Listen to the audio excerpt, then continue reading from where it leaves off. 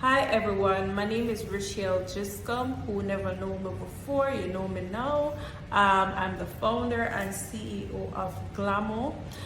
So today we're going to discuss about the company, about my story building this company, and in addition to that, a little bit about the beauty industry and what it takes to build a company in the beauty industry. Hopefully we can squeeze that all in around 30 minutes. So let's get started.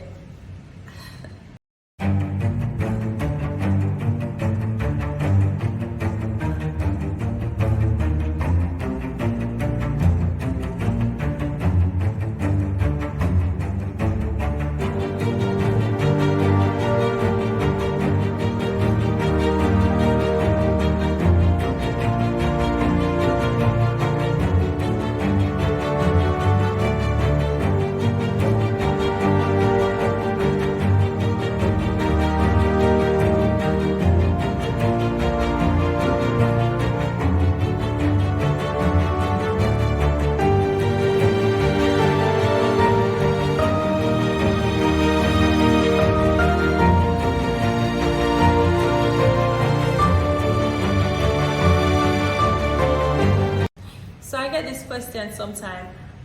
What is Glamo?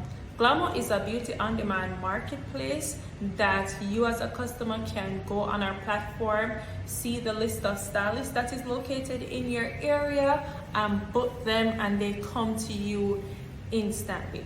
If you want them to come to you later, you can get them to come to you later. But the whole motion of it is on-demand beauty services and eventually product delivery as well. Why does my eye look like this? Jesus Christ. I need a glamour stylist to come and do my makeup because what the hell did I do to my face? Oh my God. Take two. So the problem that we're basically solving is saving people time. So I know that, well, for me, and I know for a lot of people as well, you guys are, when you want to get your beauty service done or some type of service done, it's like it's always an arm and a leg to get it done. Literally, you have to be making sacrifice. Either sacrifice your child, sacrifice your child to drop them off somewhere else to get this service done, or you're obligated to wait countless hours and days just to get something done.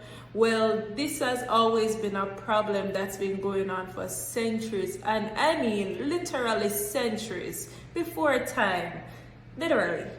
So people are being restricted to this salon system where you have to book an appointment, wait days before you're being seen, and then after that, then when you finally arrive to the salon, it's like you're waiting another set of hours for something that is so basic, something that doesn't, like for example, a blowout not supposed to take more than 1.5 to 2 hours to be done. But when you're there, you're stuck there for 4 to 5 hours just for a blowout because you're sitting there waiting, listening to conversations between stylist and customer that you literally don't want to be a part of. Well, for me, that was the case. And I was like,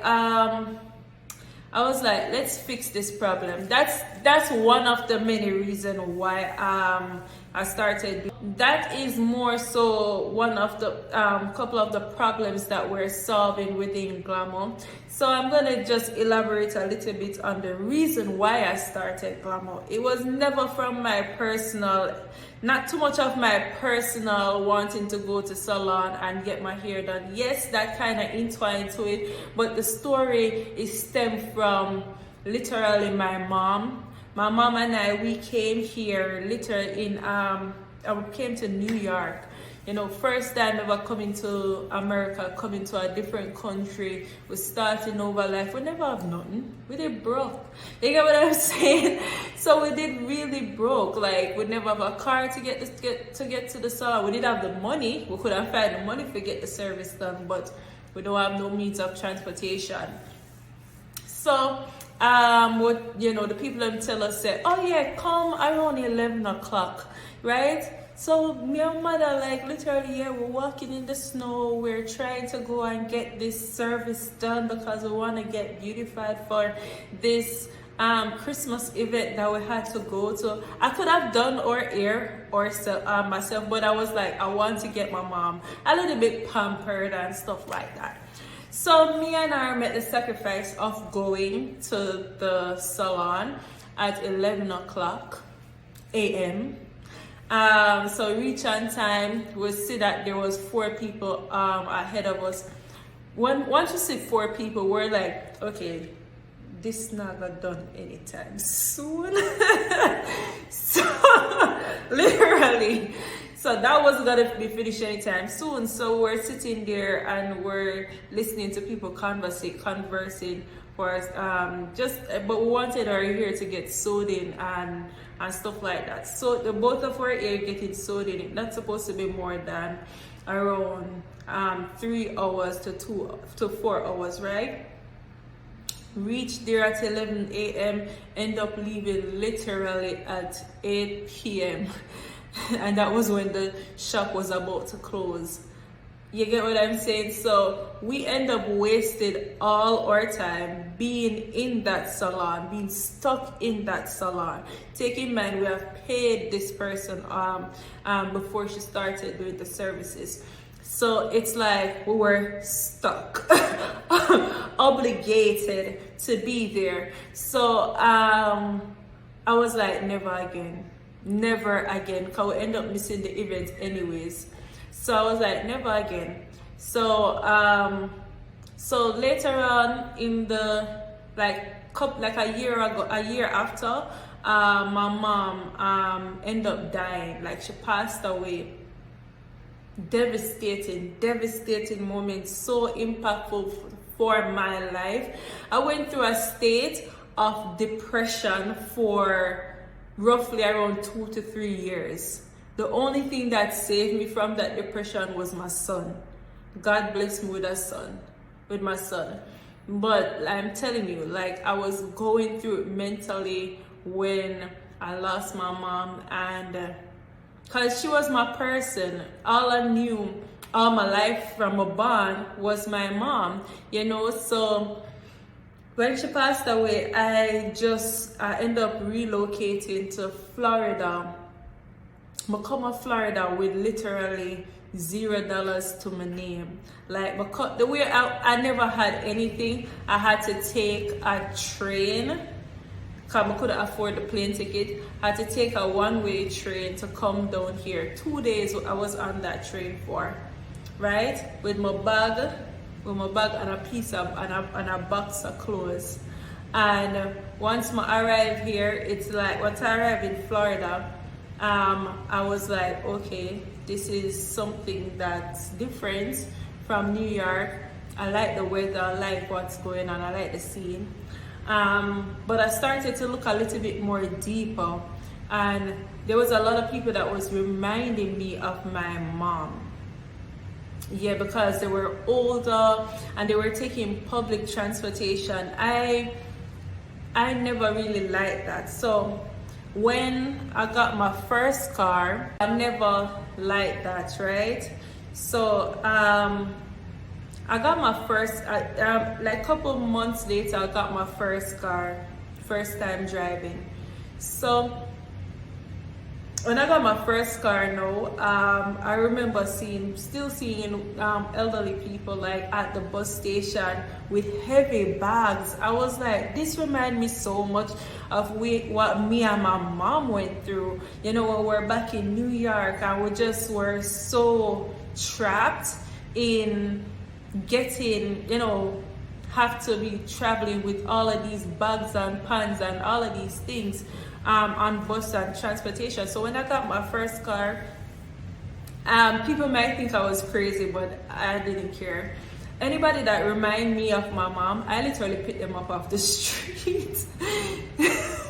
Don't laugh at me. I used to pick them up off of the street, and I'll ask them where they want to go, and And when they tell me, I'll just bring them to their location. Even sometimes people like in the rain, I'll just pick them up, bring them to their location. And I just felt compelled to want to do more. Like I was like, I picking up random people that I might never see anymore. This is just not enough. So I said, oh wow, I have the talent of knowing how to do here. Why don't I just go and do these people here for free? And I did.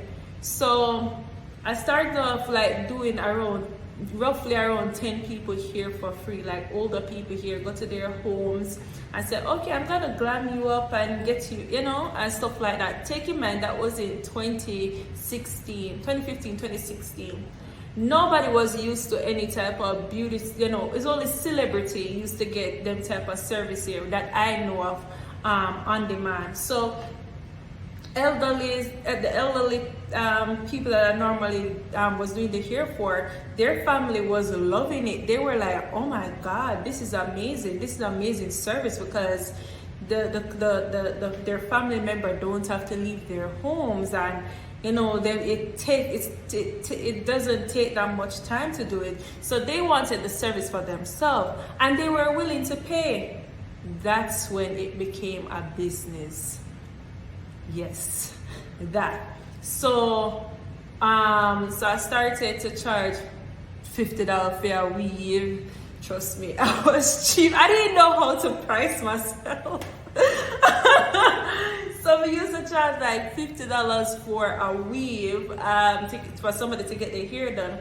And I was like, okay, yeah, man, I make my money and stuff. Honestly, I was like, okay, but it kept growing. Like it started off with doing 10 people here for free, and eventually grew to 150 customers. Although it was cheap, but they became customers, and then it grew so much. My name grew so much to the point that grew to 500 customers for myself. So I realized that I need to start giving some of these customers away, because honestly, I cannot keep all of these customers for myself.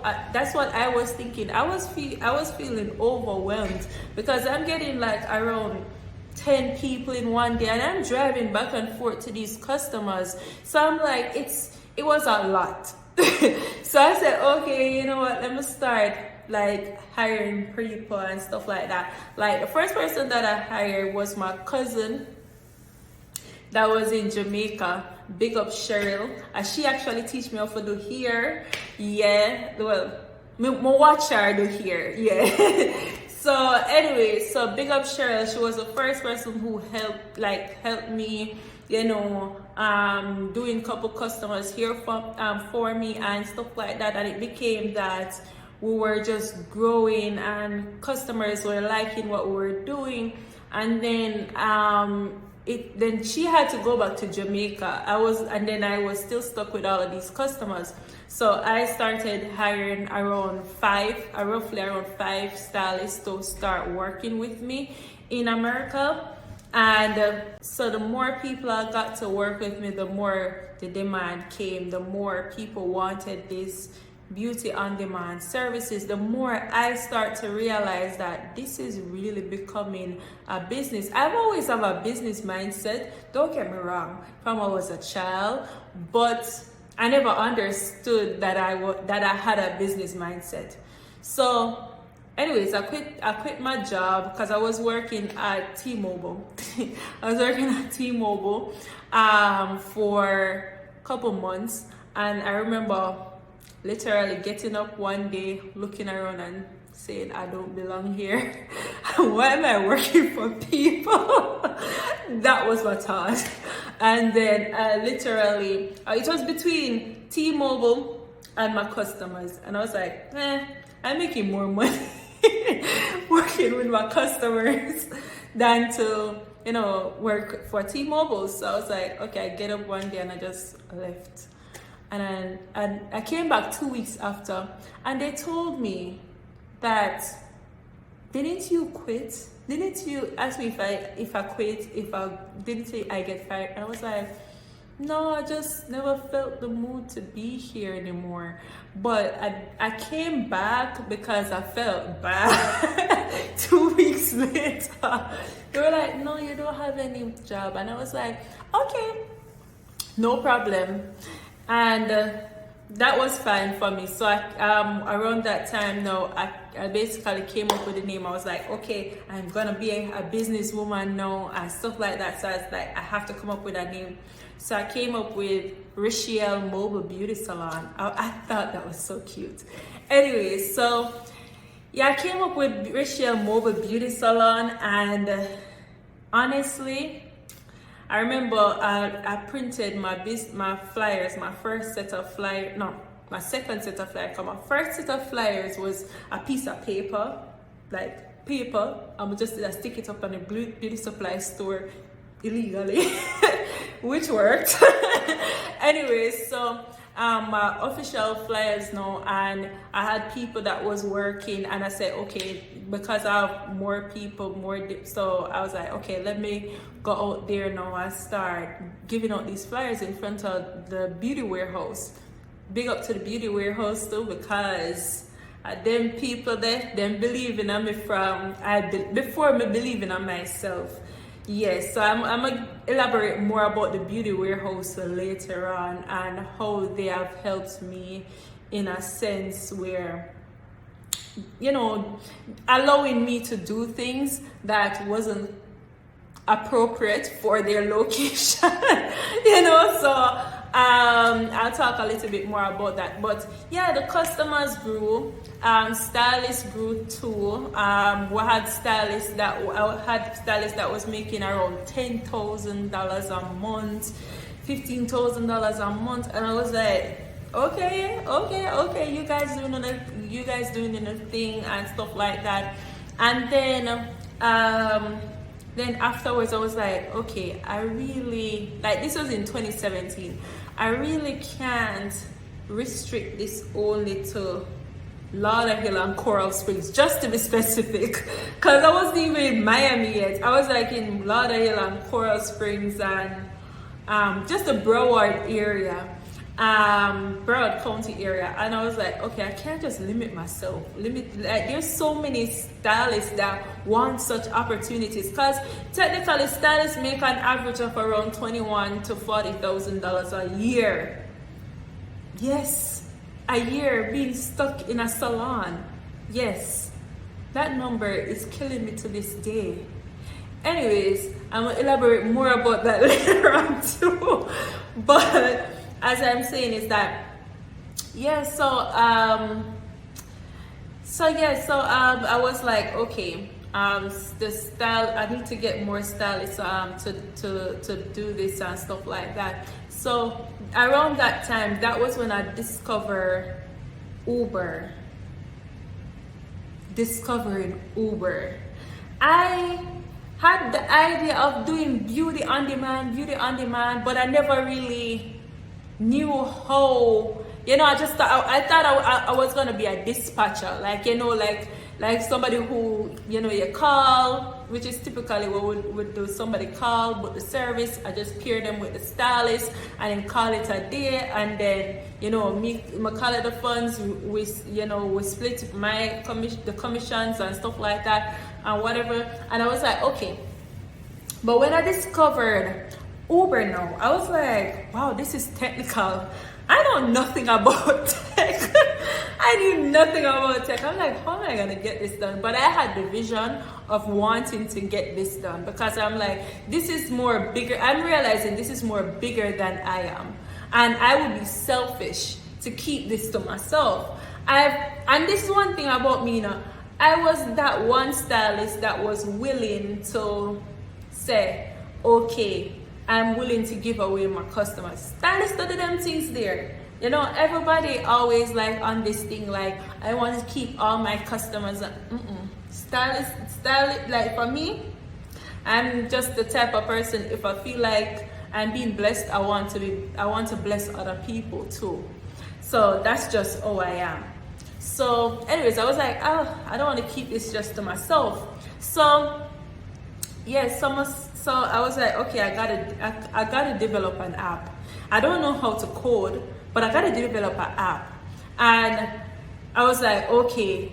When I look to build the app, I was like, oh my god, this look like it's a lot of work. I was like, I ain't gonna figure this out in a short period of time. So I decided that okay, the closest thing is a website, because I see that Amazon is a marketplace that does it. So I was like, okay, I can probably I didn't even know Amazon had an app until later on. I was like, okay, I'll do it like Amazon and stuff like that. Put it as a website. I was able to build my own website. Shout out, I'll be a shout out, may I give? Shout out to GoDaddy. Because honestly, I didn't know how to build a website from scratch, but I did know what I know how to do is design. And I knew how to figure things out. So I used GoDaddy to build my first website, and that was golden. It was golden. It worked really well. It worked smooth. I could have grow customers. I could have grow stylists through the website as well, but it was still a bit too manual, because I still have to personalize the account for stylists. The stylist part was just not being seamless, and I was like, okay, the app is still needed. So that's why I started to say, okay, let me just focus on trying to build an app. So I said, okay, I'm not going to be able to build an app. I'm going to have to outsource an app. So I knew someone who I think might know how to build an app, or refer me to someone who knows how to build an app. Take in mind, I was not in the tech space as yet, and I didn't know nobody in no tech space. I didn't know nothing. I was blind. I was just going around figuring things out. Trying to figure things out. So anyways, a relative of mine husband referred me to actually my co-founders them now referred me to Andre and Aliano and another person, but I remember that person price was so expensive. I was like, that not gonna work. So I was like, okay, Andre and Aliano was like the perfect bet at the moment, where I can physically afford at the time.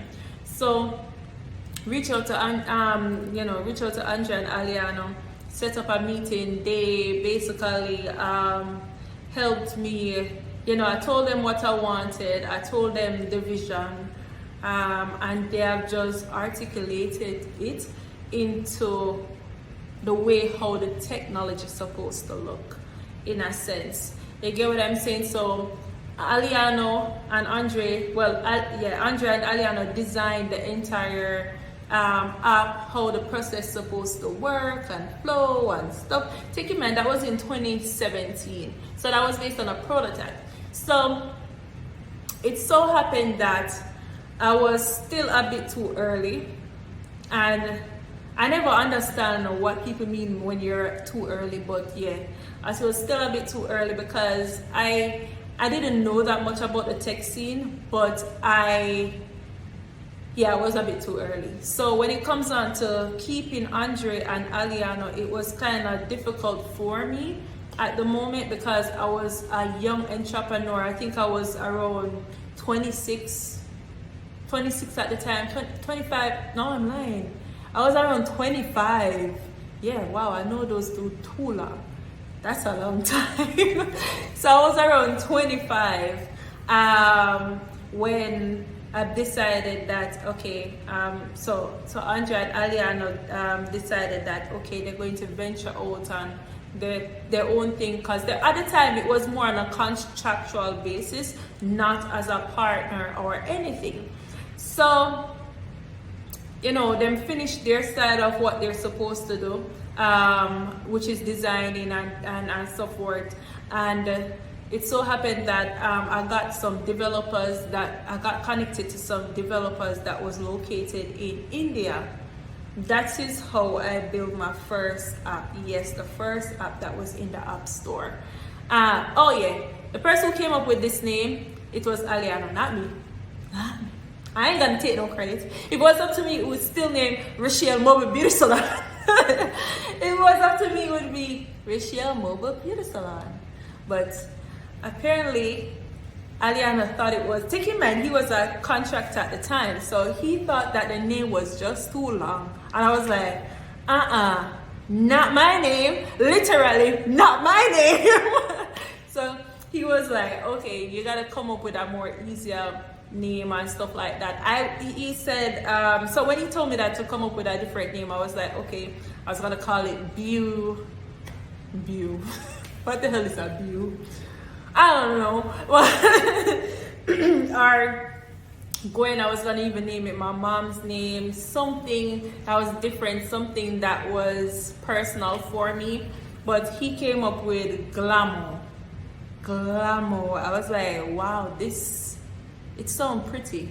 It sounds like beauty. It sounds what we are, which is glam.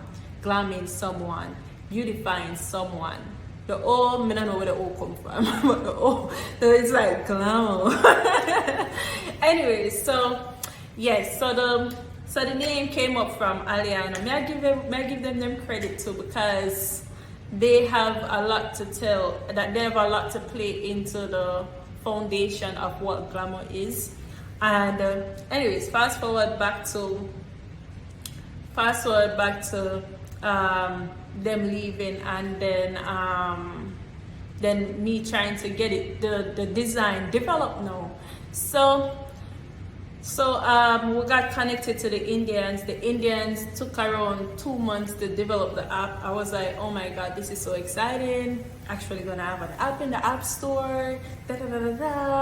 Never know Jamaican like me will come from, okay, and I never been through that much struggles in Jamaica, but I did come from Walton Park. If you know Walton Park, you know say a bad people area that.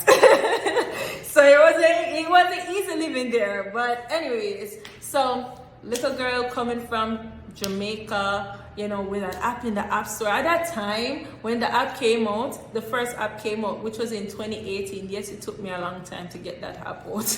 Yeah, so come never know me, I never know if I build nothing, so stay with me.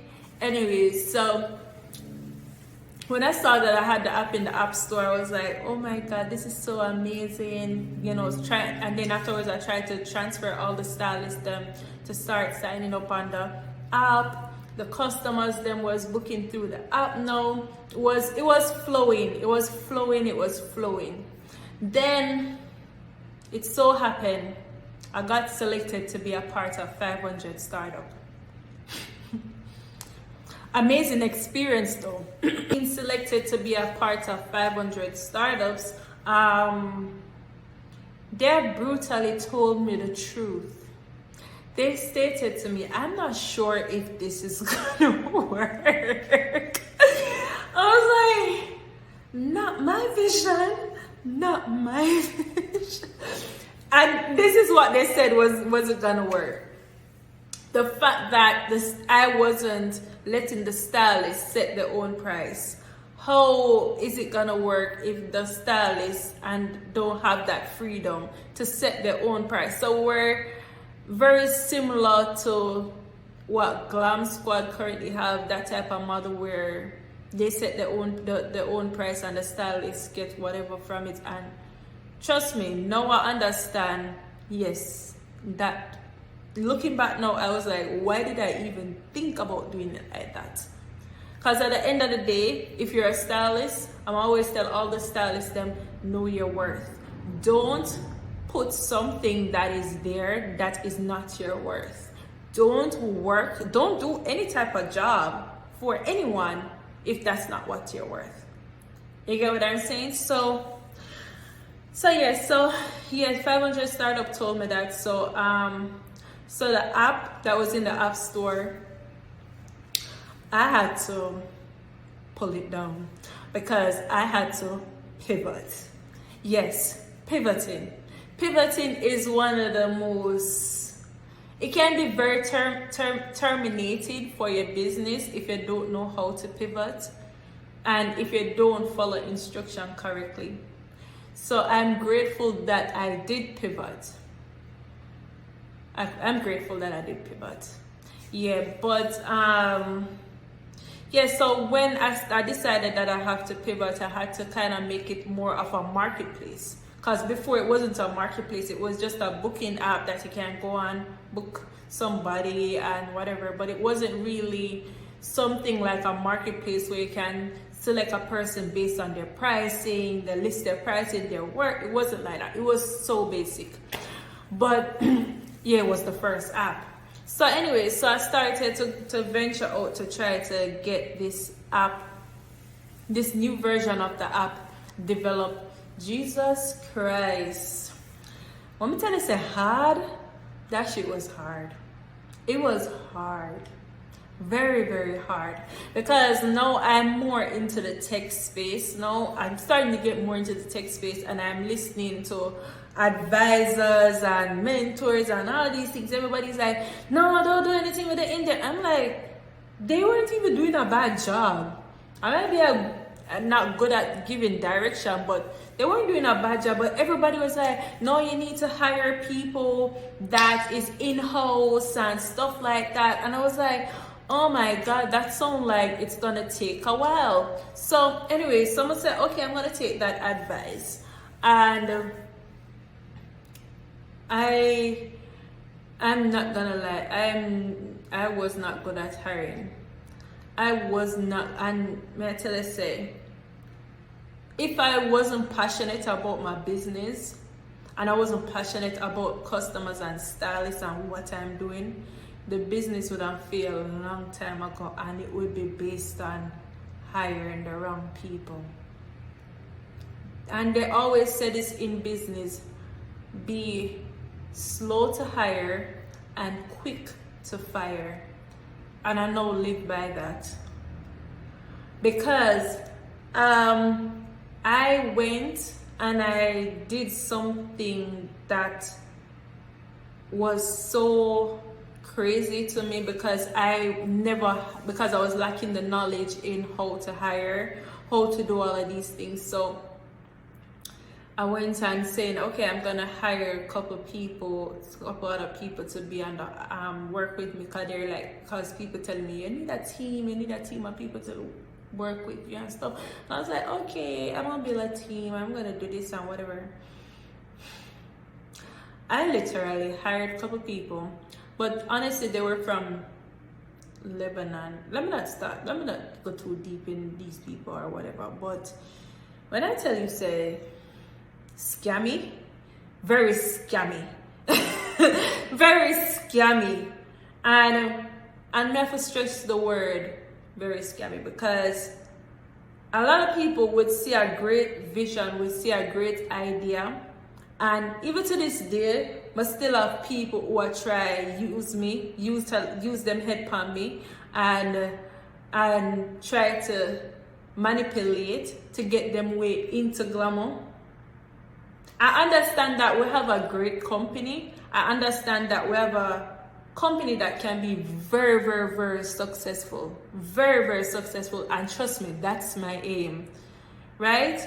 But what I don't like is people who sit and learn about the vision and try to worm them way into it. And that was what was happening in the early part of Glamo. And naivete, me, was like, oh my God, they want to work for Glamo. Oh my God, it's so amazing. Everybody just want to work for Glamo. It's so amazing. Let me hire everybody. And me, I feel bad for people when I feel bad for me. So anyway, so I was like, okay, I'm going to hire these people, bring them on board now, and them just drag them foot, never know what them I do. It just start waste time. The good thing is that I didn't know how to make money. I knew how to make money, and I still have my stylists and I still have customers. That's the only thing that was so great about it. And I still had my little website that I kept updating and whatever.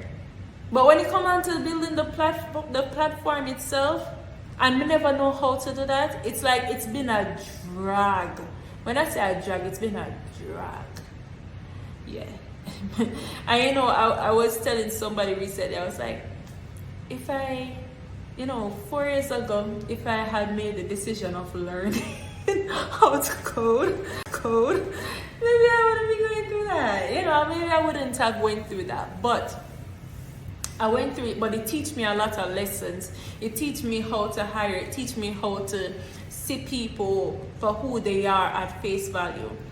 So anyway, so fast forward away from that now. So I fired them. I fired those set of people. Take in mind, I fired, like even last year I fired around 7 people. 7 people in 2 months. Yes, I had to, and I'm so happy I did.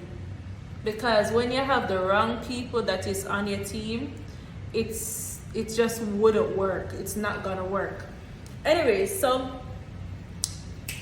fast forward to this year when I decided that I'm gonna take this business a lot more seriously and incorporate Glamo into a C Corp, a Delaware C Corp and stuff like that. Rebranding, hiring smartly, strategically, and making sure that I'm making the right decision. Fortunately, the people that helped me started this company in the beginning, they became my co-founders now, which is Andrea and Aliano.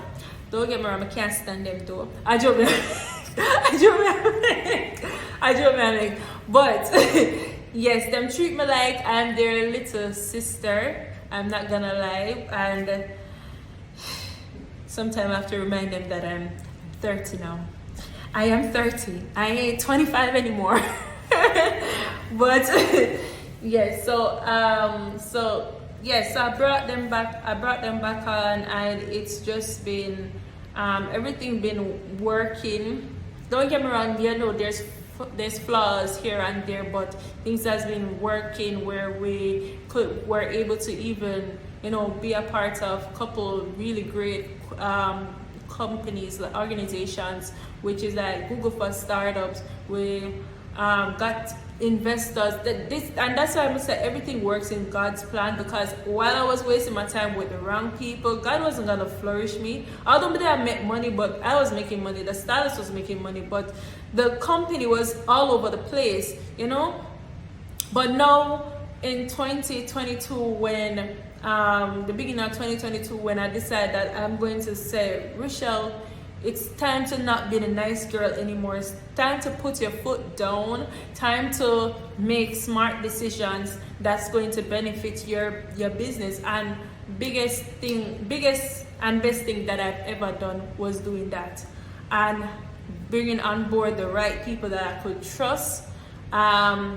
And God just keep blessing me. The stylist list grew from from 500 stylists to around 12,000 stylists in less than a year, and still growing to this day. Customers growing, and we weren't even out in the app store. These things are blessings from God Himself. You get what I'm saying? And one thing about God, He will hold your blessings. He will hold your blessings for years until you have the right people around you, the right team around you.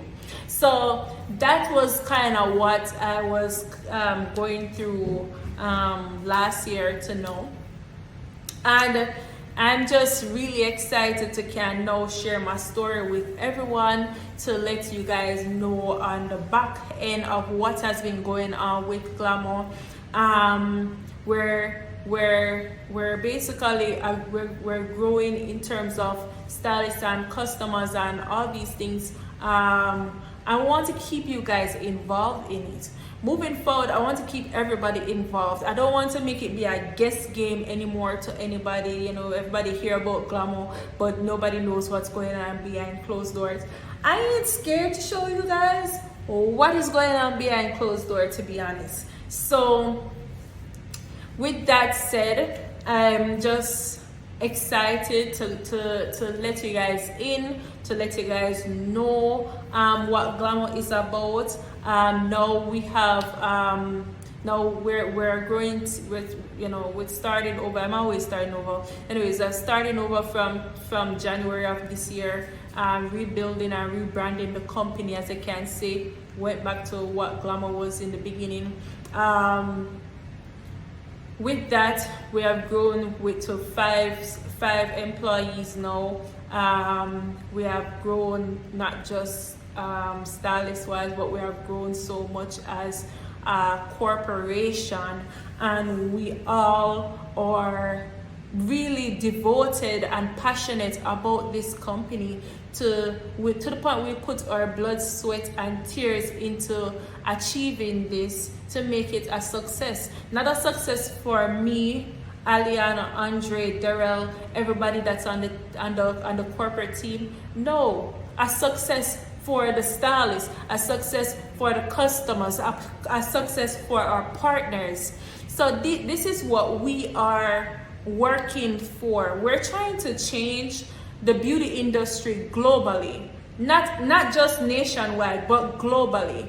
And I can confidently say that because we have customers, people that want to be customers from different countries like England, Europe, in Australia, all of these in Africa, in all of these different countries, we have been having people sign up for. So it's not a problem that is only restricted to just America. It's a global problem, and we're devoting our life and devoting our time to making sure that we execute on this vision seamlessly, to make sure that everybody that's a part of Glamo, from the customer to the executive team, benefits from what we're doing. You understand? So this vision, it's more than just trying to help or trying to make a difference, but we want to really disrupt. We want to innovate. We want to change the way how people use beauty services. We want to change globally how people see beauty services, right? As for me, I personally, I'm so grateful. I'm really grateful to be a part of this journey God has blessed me with, and I'm just really grateful to be a part of something that I know have a lot of potential, and potential as in growth wise, and potential as in disruption wise. So I'm just grateful to be a part of this, and I have so much to let you guys in to learn about what we're doing. I have so much to tell you guys when it comes on to the beauty industry, when it comes on to the tech industry. Yes, the tech industry. I'm gonna say some things a lot of people might not like, but I'm going to say what is important, and just to get you guys more in depth into Glamo, and let you guys see the vision from our lens, see what we see, understand what we're showing.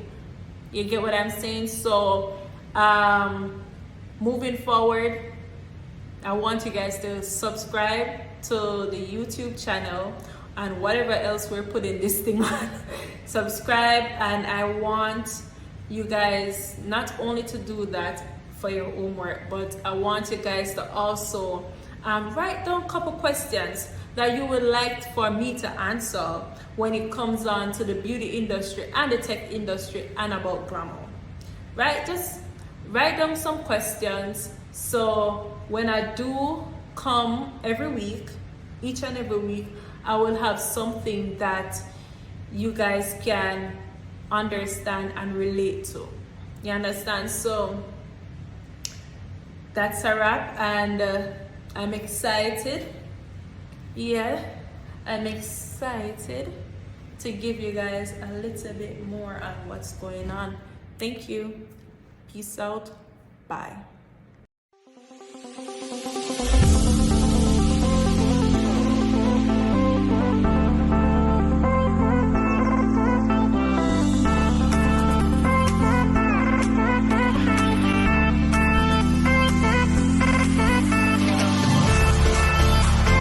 Hello Ed, my name is Sean from Glamo.